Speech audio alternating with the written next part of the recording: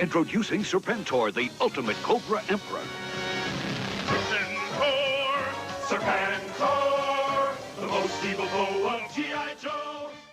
Hey, welcome to Half the Battle, and welcome, my friends, to main character May. And the main character we'll be looking at is Serpentor. Well, you already knew that if you looked at the title of this video. In part 1, we'll be looking at the toys. So, let's see Serpentor's first toy.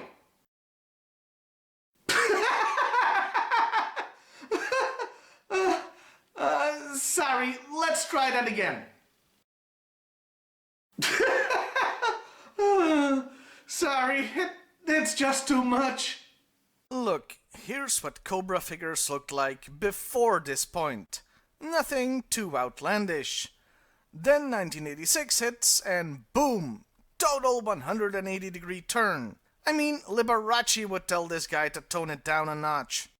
But hey, this is what we're stuck with, so let's dig in. Meet Serpentor. This figure was released in 1986 with all original body parts. And it sure is a thing, isn't it? I know I usually just show the figure without accessories at first, but you really need to drink all this in from the get-go. So, what were they going for here? Well, I'd say regality, which I guess got conveyed. And maybe they were going for some intimidation too, which they failed at. So much. Now, it's easy to keep mocking this toy. And I will, but it deserves some praise too. The detailing on this guy is incredible. From the snake scales on the golden parts, to the ribbing on the yellow parts, down to the waist piece. Yes, his crotch is ribbed, for your pleasure. To say nothing of the fine work on the green snakes that double as shoulder pads. Hell, even his gloves are frickin' snakes. Yeah, whoever sculpted Serpentor poured a lot of love into his or her labor. Too bad that all that love got poured into something that belongs on a carnival ride, not a terrorist organization. Like I mentioned at the beginning, the accessories are essential here. The glittery robe is a nice addition. Well, for a professional wrestler or a male stripper, not Cobra, but still, it complements the figure. And so does the headdress. It attaches to him like a backpack, but acts like it's part of his head and really completes the look. By the way, Serpentor is one of the few Cobra figures that doesn't have the Cobra symbol anywhere on him. But I think that's only because his whole freaking head is the Cobra symbol. He also came with a pretty unique looking dagger, which is nice. All this leads me to conclude that this is a very well made figure, just one that I don't personally like. I'll gladly admit this is my own personal bias speaking, as I never liked Serpentor as a kid. He looked too weird, and I always preferred Cobra Commander as the leader of Cobra. So, adult me really doesn't have a problem taking down an iconic figure like this. But we're not done, as Serpentor was also a vehicle driver. Well, technically anyway. Yeah, when it comes to vehicle drivers, there are 3 categories really. On the bottom tier, you've got figures that were vehicle drivers, and only that. The point of the toy was very much the vehicle, and the figure was just a bonus, an afterthought. These characters weren't seen much in other media, but the vehicles were. I'm thinking of guys like the Stinger driver, Viper pilot, or Toll Booth, for example. The first 2 never showed up in the comics or cartoons, and even their file cards were copies. Toll Booth did have a character, but you only ever saw him when you saw the bridge layer. Middle tier is when the characters are just as important as the vehicle. Guys like Ace and his Sky Striker, or Thrasher and the Thunder Machine. There's a perfect balance there. Top tier is when the vehicle is a mere afterthought and it's the character that's important. Guys like Zanzibar and his Airskiff, or Sergeant Slaughter and the Triple T. Hell, I'd even consider CoverGirl in this tier, even though the Wolverine kicks 12 kinds of ass. And Serpentor very much belongs in this tier. More so than anybody else even. He's the Cobra Emperor, not the driver of the air chariot, his vehicle. Hell, the vehicle wouldn't even exist without the character. Calling him a vehicle driver would be like saying the Pope is most well known for being the driver of the Pope-mobile. Yes, I know, he doesn't drive it himself. Leave being pedantic to me, alright? I just compared a flying golden Cobra vehicle to the Pope-mobile. My show goes to strange places sometimes. Anyway, let's take a look at the Serpentmobile. Meet the Air Chariot. This toy was released in 1986, it came with Serpentor, with all original parts. It's almost entirely colored gold. Yeah, they really don't know the meaning of the word subtlety, do they? Still, there's probably an advantage there if you charge at the enemy in the sunlight, since they'll all be blinded instantly. And to be fair, the Cobra head provides some protection from people shooting at you, unlike other vehicles I could mention. Also, the Cobra decal is slightly different from the normal ones, as these have a crown to denote the Emperor. I wonder if he has that on his luggage too. The toy has several play features. Laser cannons that can move sideways, fins that can move, and a turbine part that can really rotate. Not sure if that's a great design, considering the guy wears a cape. I think that's just asking for an accident. And finally, the steering wheel can move sideways, which also moves the Cobra's head.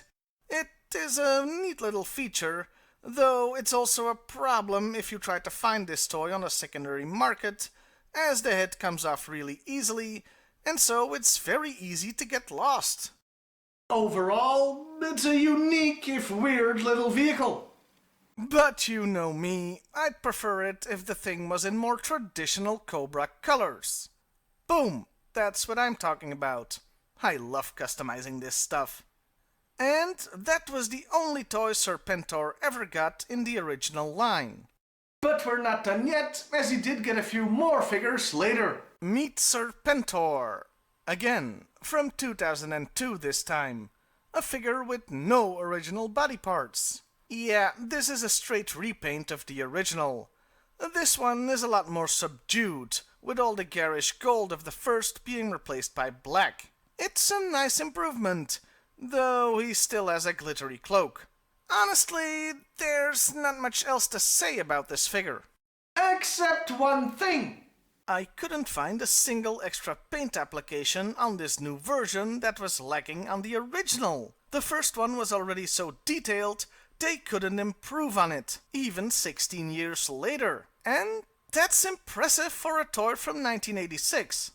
Oh, and this figure was quite popular at the time.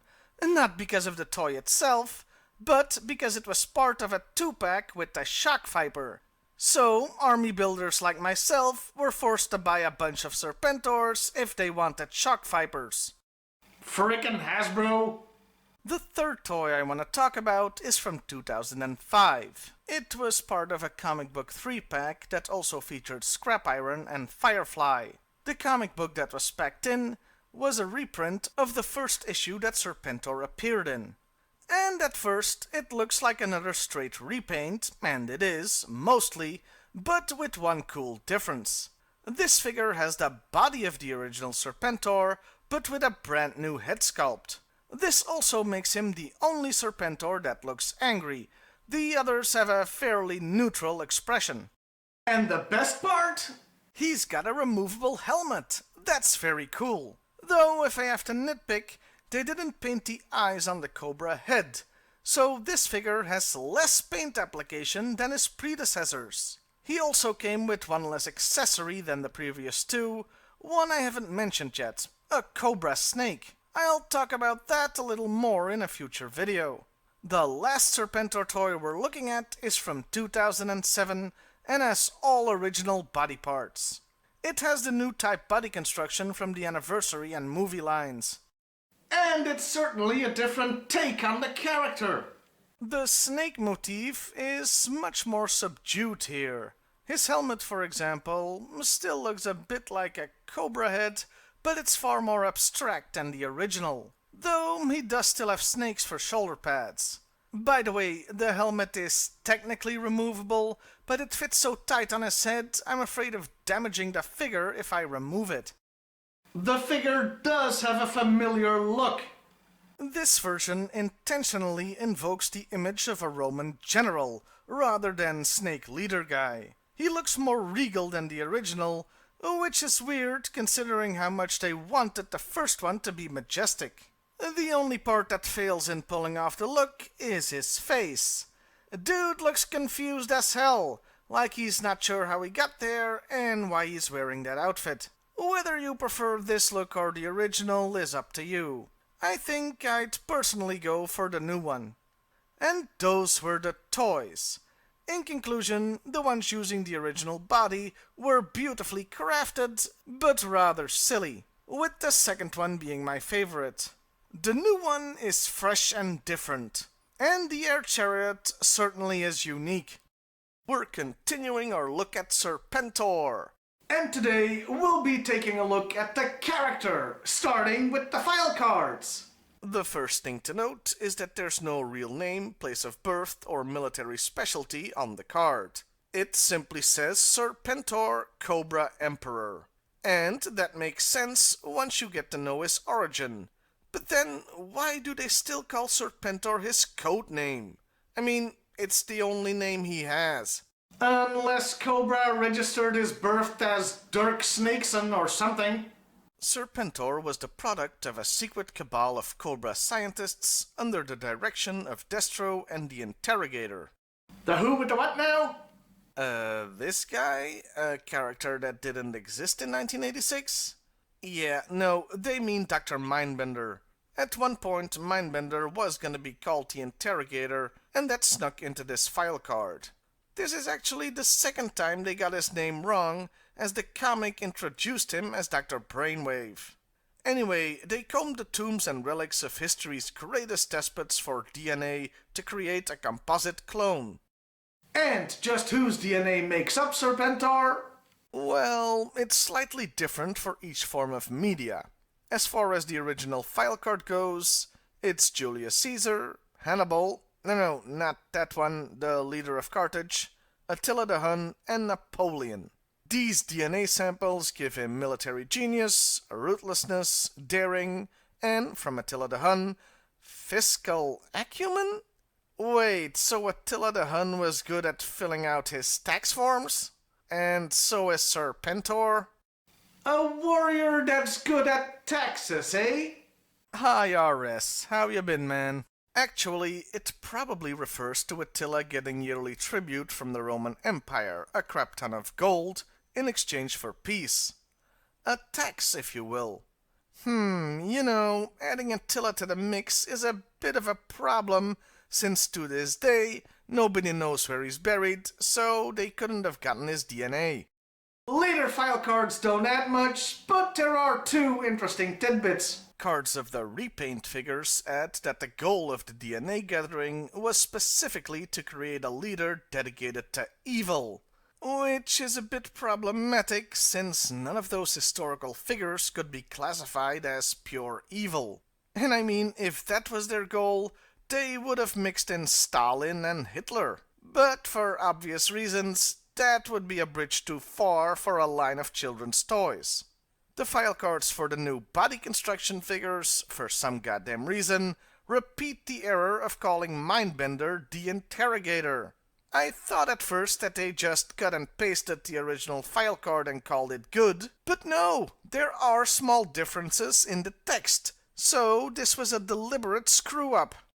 It boggles the mind. Now, there is one more file card, but it's based on the cartoon version of the character, so I'll touch on that when we discuss the cartoon. For now, we're gonna move on to the comics.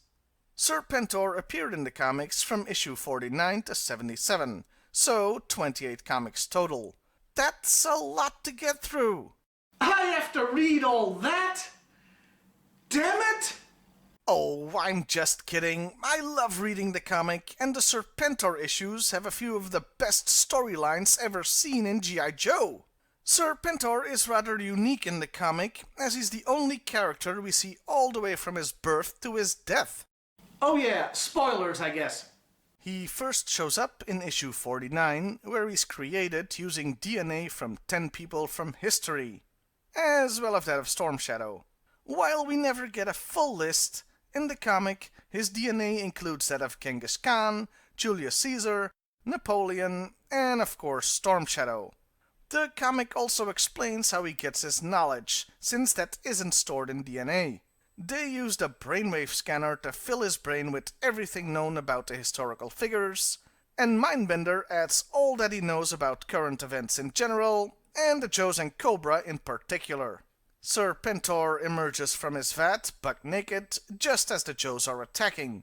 By the way, since I don't see an umbilical cord, does that mean we can assume Serpentor doesn't have a belly button? I mean, we see his exposed torso a few times, and only once is there even a hint of a navel.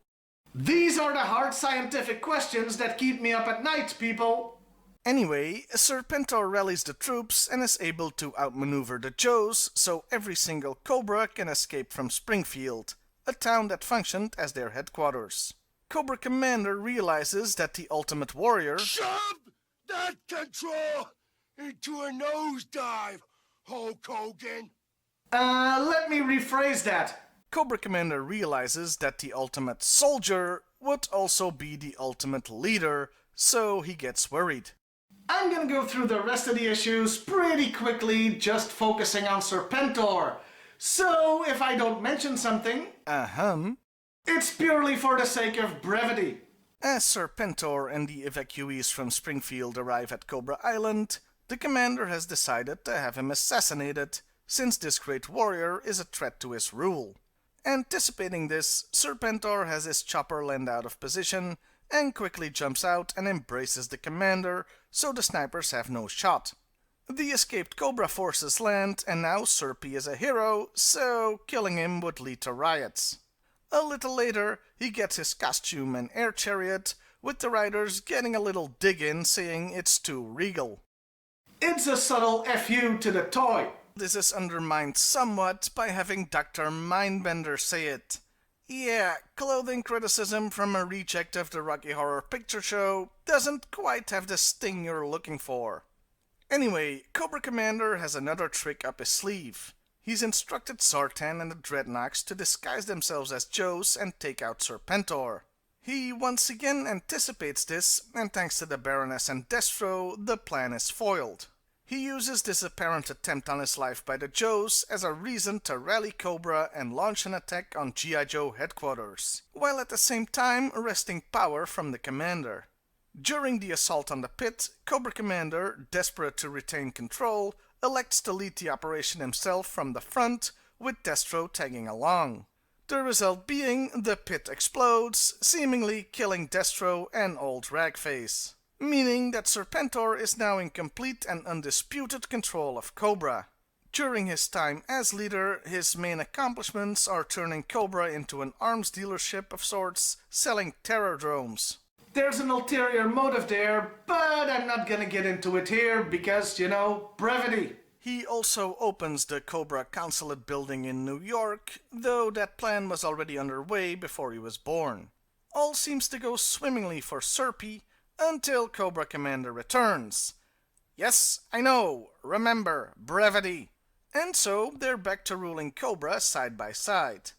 Yeah, that doesn't last long. They're both plotting against each other, and during a heated argument, things get physical and lead to perhaps the greatest storyline in the entire comic series. It's only the Cobra Civil War! I won't go into too much detail here, but suffice to say, it's freaking awesome. Serpentor's forces get help from the US government and thus the Joes because, well, for one thing, Cobra recently stole a valuable top-secret piece of equipment, and Mindbender has promised to give it back. And for another thing, they're backing a parliamentary monarchy against a fascist dictatorship under Cobra Commander's rule. Yeah, just for clarity, at this point in the comics, Cobra Island was a legit sovereign country. By the way, at the beginning of the war, it's hinted that Serpentor may not be as stable as everybody had hoped. At one point, he is momentarily overcome with different voices in his head yelling strategies at him. Sadly, due to the way the story ends, this never gets followed up on. The civil war goes back and forth, but in the end, Serpentor's forces are on the cusp of winning. All seems lost for Cobra Commander until Zartan takes matters and a bow into his own hands and personally shoots an arrow through Serpentor's eye, ending the war and the Emperor's life.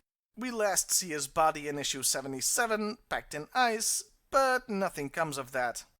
Well, not in the Marvel series anyway. Yeah, it's comics, so unless you're a parent or guardian of a superhero, you never stay dead. Serpentor was cloned again in the Image series and others. And there were a bunch of clones. Yeah, that's right, G.I.Joe got its own damn clone saga. Duh. In the comics, Serpentor was highly intelligent, a master manipulator, and politician. He was also brave and fierce. While Cobra Commander led through indoctrination, brainwashing, and fear, Serpentor used political manipulation and inspiring his troops with speeches and brave deeds, leading from the front. That last part was also his undoing. He started by leading his troops, putting himself in danger and taking fire in his first story, and he did the same in his last. The only reason Zartan was able to take the shot was because Serpentor insisted on being at the front so his troops would keep respecting him. In conclusion, Serpentor's portrayal in the comics was excellent and made you care about the character. No small feat considering the silly premise. It's a testament to the brilliance of Larry Hama, the writer, that Serpentor became awesome in his comic appearances. In the cartoon, however... Cobra! La, la, la, la, la, la, la, la, la, la, la, la, la. Oh boy. But that will have to wait. We're continuing our look at Serpentor. Today, we're gonna look at a short comic story called My Dinner with Serpentor. This story was part of the third G.I. Joe yearbook, released in 1987 with all original body parts. Sorry, force of habit. The title is a reference to My Dinner with Andre, a 1981 movie where two characters, have dinner? Look, most people only know about this movie thanks to The Simpsons. Thirsting for a way to name the unnameable, to express the inexpressible. Tell me more. But hey, Wallace Shawn is in this, so maybe it's just a really long version of that poison cup scene from The Princess Bride. Though, if that were the case, wouldn't it be called My Dinner with Andre the Giant? Yeah, I have no clue what the movie's theme is, something about humanism versus spirituality. I think I'll just ask somebody who's smarter than myself. What was My Dinner with Andre about? How long can happiness last? Okay, that works. Thanks, Kyle. Not that it really matters, since the story isn't about the movie at all. Yeah, the comic has nothing to do with that film, the title is the only thing that's a play on the movie. It's about the invention of pizza. Oh, and for reference, this takes place after Cobra Commander has disappeared. The comic, I mean, not the invention of pizza. Our tale begins with Dr. Mindbender and Serpentor sitting down for an Imperial feast in the new Imperial dining suite on Cobra Island. Now, I'm not sure what meal they were supposed to get, lobster probably, but I don't think they were expecting what was actually served. Grape soda and chocolate-covered donuts. Mindbender is obviously pissed, so the Dreadnoks explain that all chefs and kitchen vipers have gotten the flu, so the bikers stepped up. Yes, kitchen vipers. That's officially a thing. I get that Cobra would need people working in the kitchens, but to give them a special title? Kitchen Viper is like the least intimidating name since Philip the Handsome. By the way, I think they left a good joke on the table here. I would have written that all the chefs had gotten food poisoning.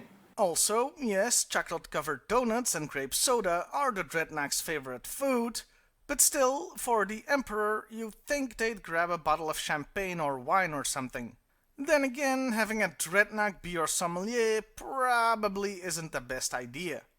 Anyway, the donuts are just the appetizers. The main course consists of microwaved mini pizzas. A further annoying mindbender. And that was just the first page of this story. Normally, that would mean this was gonna be one long-ass video, but considering the comic is only 5 pages long, I think it'll be quite short. Mindbender is outraged, but Serpentor says pizza is quite appropriate for him, as he recalls a memory. This takes us back in history to the Roman siege of Alesia in 52 BC. This siege was the endgame of the conflict between the Roman Empire and the Gallic tribes, with Julius Caesar commanding the Roman forces and Vercingetorix the Gauls. Caesar says that the siege has been going on too long, affecting the morale of his troops. Which is kinda historical bullcrap. The whole point of the siege was that it was long enough to starve out the Gauls, which would take some time. Caesar spots a few soldiers complaining about the food, but one of them, a signifier, has a trick. By the way, a signifier was a standard bearer in the Roman army. And now you know. And knowing is half the battle. G.I.Joe! He takes some pita bread, puts olive oil, cheese, meat scraps and olives on it, and roasts it in the fire, inventing pizza. Caesar orders the recipe of this delicious snack spread among the soldiers, improving morale.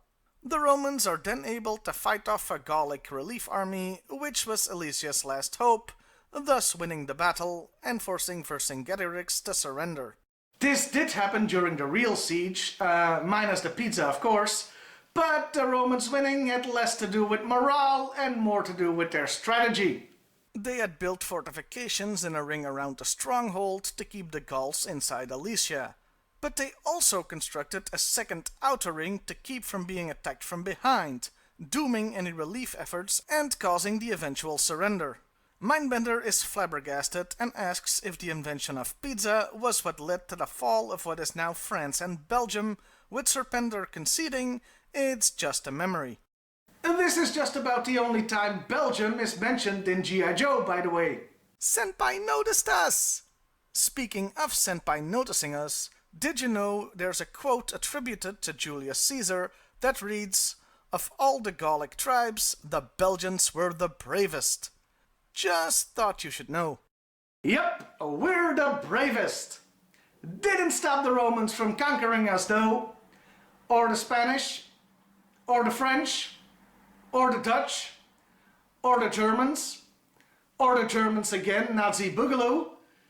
Yeah, bravery only gets you so far. So let's talk about this pizza thing. First of all, you'll note they didn't include anything tomato related, and that would be accurate as tomatoes hadn't been discovered yet.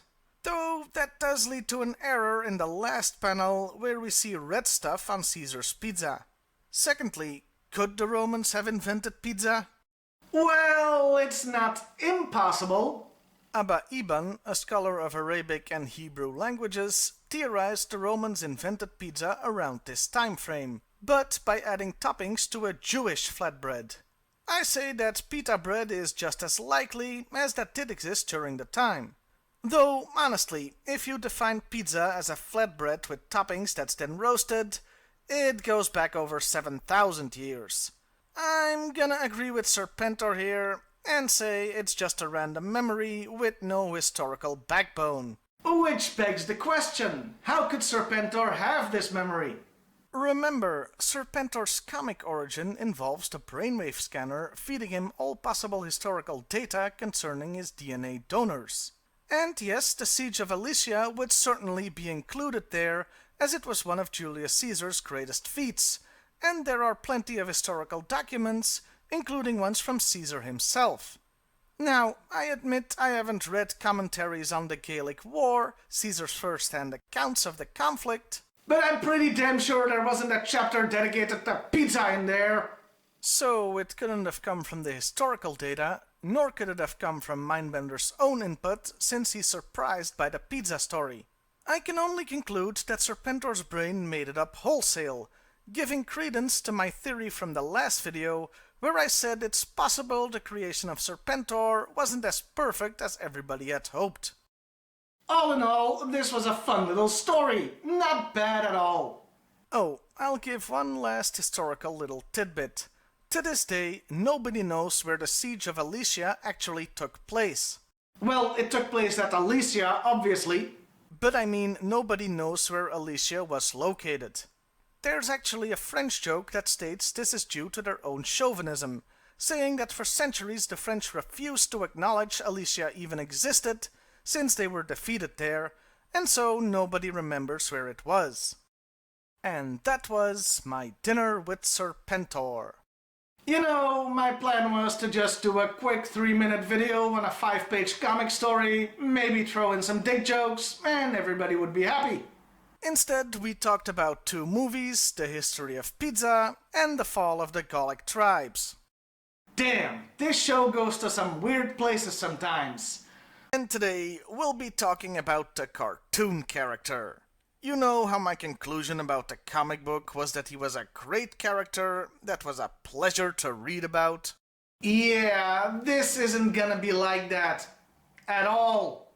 Serpentor first shows up in the opening 5-part miniseries of the 2nd season called Arise, Serpentor, Arise. Yeah, big shock there. Now, you'd think he'd be heavily featured in the series that has his name, right? Yeah, he doesn't show up until the very end of episode 4. I'll briefly go over the miniseries. Just the highlights, mind you. I'm not doing a review of all those episodes right now. After yet another military defeat thanks to Cobra Commander... Retreat! Abandon the bats and flee! Cobra Commander has blown it again! Dr. Mindbender has a dream prompting him to create a new Cobra leader using DNA.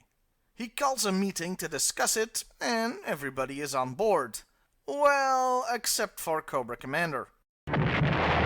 Treachery! I accuse you of vile acts of base treason! The, fearless leader of Cobra is soon outvoted, though.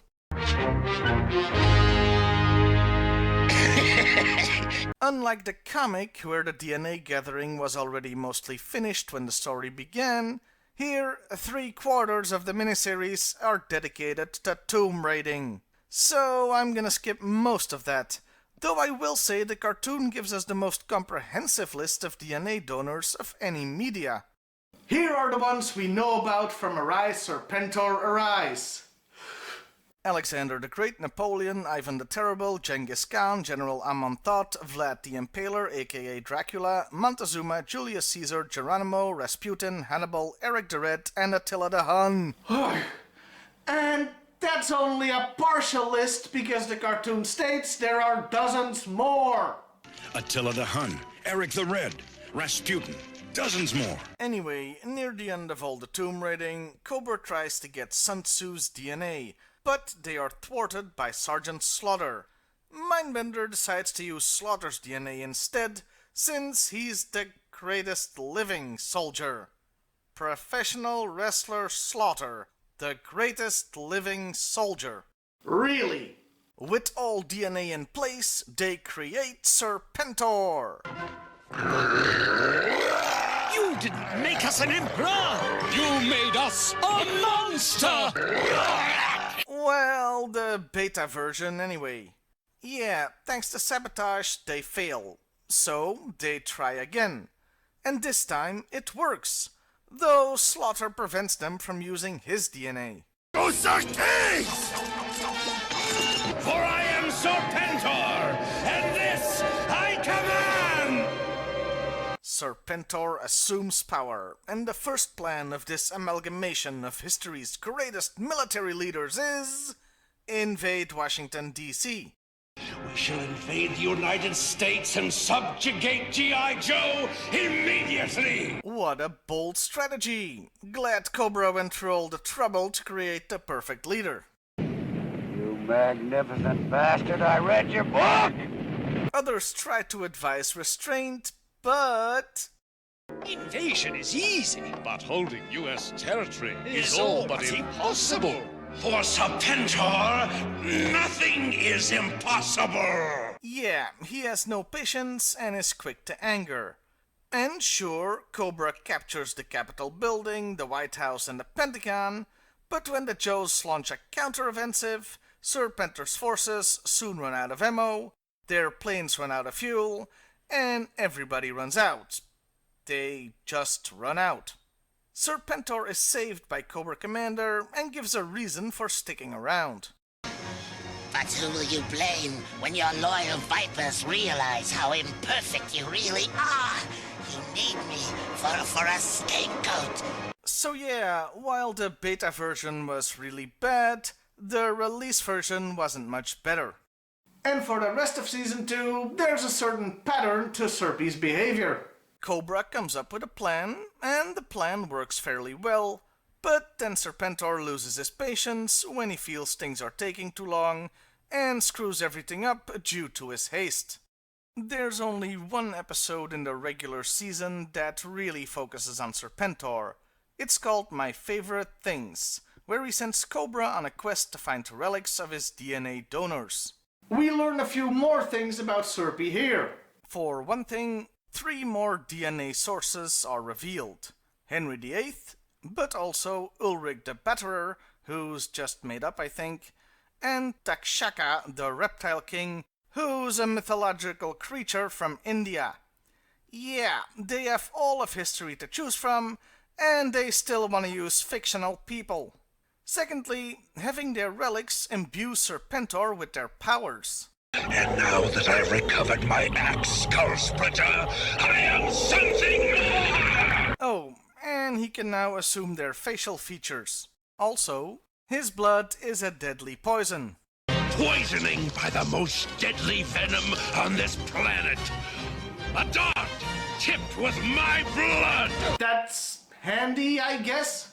And finally, he can drink serpent's venom that's also acid. Ah, how refreshing! Let me try. If you wish. I miss when things were sane. By the way, all that crap that I just mentioned, Never brought up again after this episode. and that's pretty much the regular Sunbow series. Which brings us to the movie. Does it have to bring us to the movie? Can we just not? Okay, fine. Very briefly. First of all, there is of course this. Cobra! La, la, la, la, la, la, la, la, la, la, la, la, la. That's the sound I'll hear until I die. The most important thing regarding the movie is how it affects Serpentor's creation. Yeah, they sort of retcon it.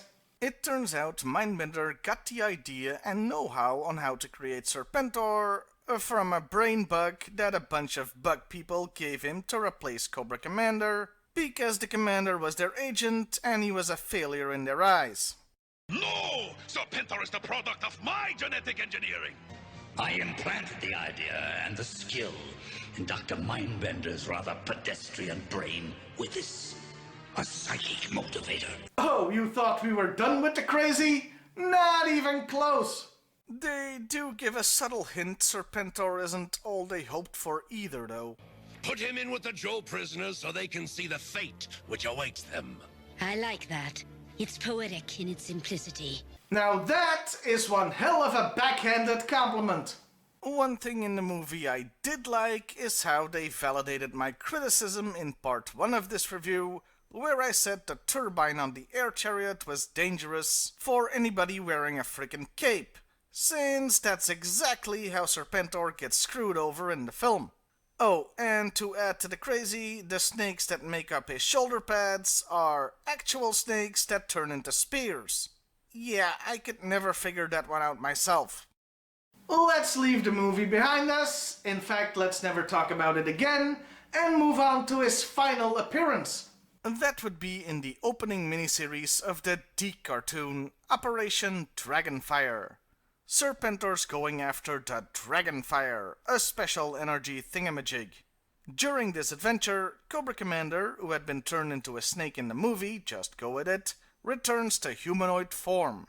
I was once a man. After a brief power struggle, which honestly was pretty well done, Dragonfire was the best G.I. Joe cartoon Deke ever made, Serpentor is dethroned.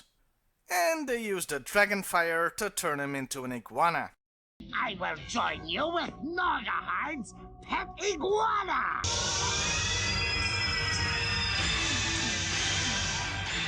I told you the crazy wasn't over! And that's the last time we see Serpentor in the cartoons. They do say the iguana transformation is temporary, but the Dreadnought Nogahide insinuates he's gonna barbecue him. Hey, Serpentor! What do you say we throw another iguana on the Barbie? I hear they're just delicious. And since, like I said, we never see Serpentor again, well, draw your own conclusions. And that was Serpentor, the cartoon character. And he sucked! Big time! Maybe it was a mistake to look at the comic first, because it just makes cartoon Serpy so much worse. Here, he's a short-tempered, impatient bully who gets things done by yelling, threatening, and physically abusing the people under him. And all of this, according to the miniseries, is due to him not having Sun Tzu's DNA? You know, I'm pretty sure Julius Caesar was patient. See my last episode where I talked about the siege of Alicia for far too long.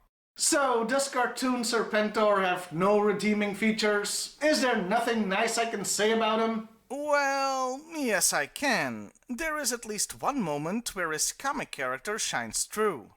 As I said in one of my Halloween specials, the episode Sins of Our Fathers has Cobra Commander raise Great Cthulhu from his slumber to kill Serpentor. Again, just go with it.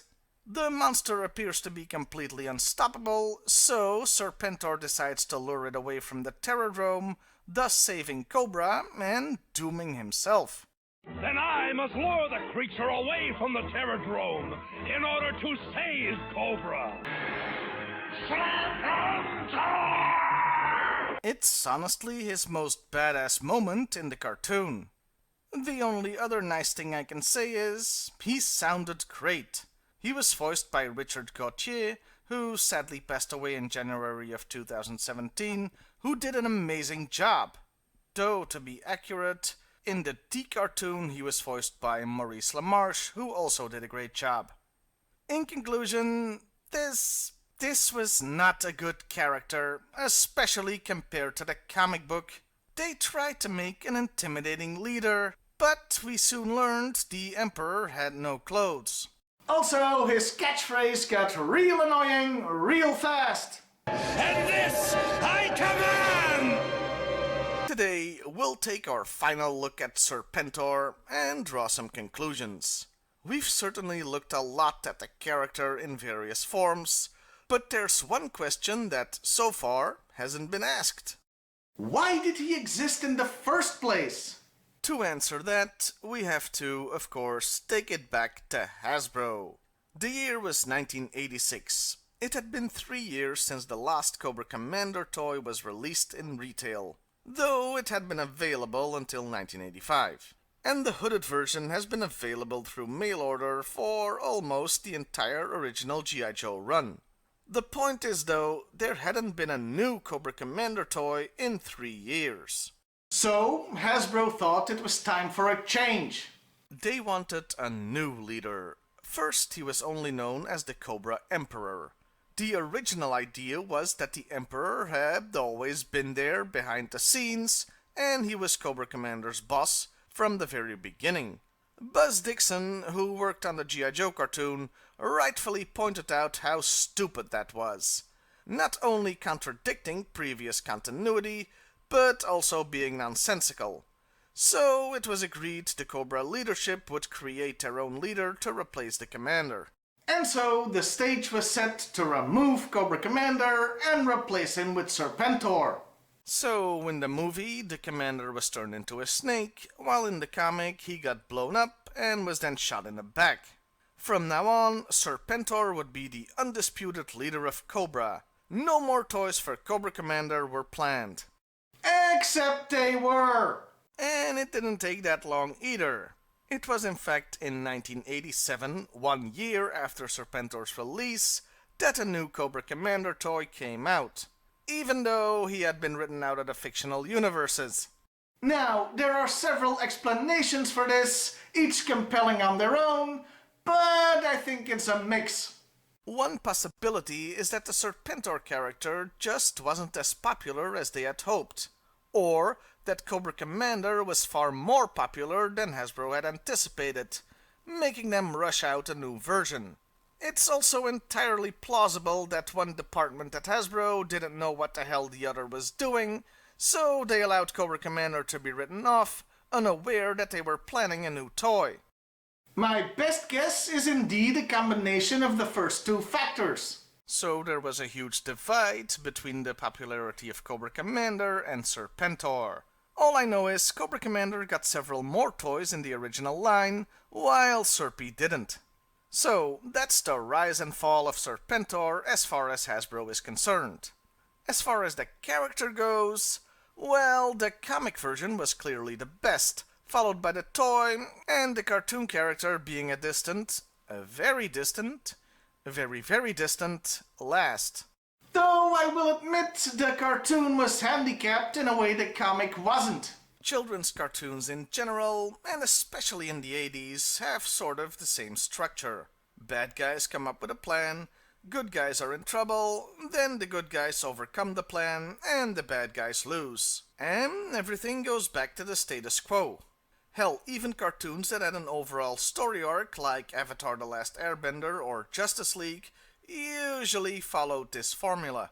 And before you rush down to the comment section to point out all the times this didn't happen, I'm just talking generally here.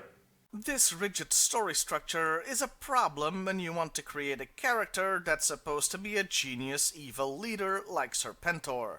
He still has to lose every week! So they had no choice but to give him his annoying character flaws to justify the Joes winning every time. The comic didn't suffer from this. In the ongoing story, you'd be surprised just how few times the Joes got a definitive victory over Cobra. More often than not, it was a draw. Or, like with the creation of Cobra Island, the bad guys actually won. Now, I'm not saying this justifies Serpentor's cartoon portrayal, but it does provide understanding. Though that still doesn't excuse this. This I command! Or especially this. Cobra la la la la la la la la la la la la la. If you want my final conclusion, well, I'll never be a big fan of the toys or the cartoon character, though I really liked what they did with Serpentor in the comics. And hey, if you happen to like those portrayals, that's perfectly valid. My word isn't law. Yet. Now, there is of course stuff we didn't talk about, like most of the cartoon episodes, but since I'll eventually review every single episode, so please stop asking, their time will come. Another thing I left out was that the Serpentor clone saga from Image Comics actually produced an action figure called Hannibal Reborn. But since that character wasn't Serpentor, maybe we'll have a look at it down the line. And with that, main character May comes to a close. I hope you enjoyed it as much as I did, and I think you've now seen the most comprehensive look at Serpentor that's ever been made. At least, that was my intention, while hopefully making you laugh along the way. As for next year, there will be another main character May. Nothing is set in stone yet, but right now, I'm leaning towards one particular subject. Duke. Duke of Earl. Duke of Earl. Though that's just a thought right now, okay? A lot can happen in 11 months. Well, I'll see you next time, everybody. And hey, why not like, share, and subscribe if that's your thing?